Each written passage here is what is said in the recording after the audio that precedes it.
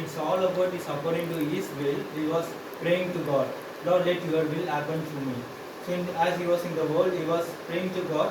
That who was in the upcoming generation or whoever it is upcoming, because he knows everything. So he praying for to them. அப்போ 14வது வசனத்துல சொல்றாரு, அவர் 12 பேரை தெரிந்து கொள்கிறார். In following the verse is that he has chosen 12, verse 16.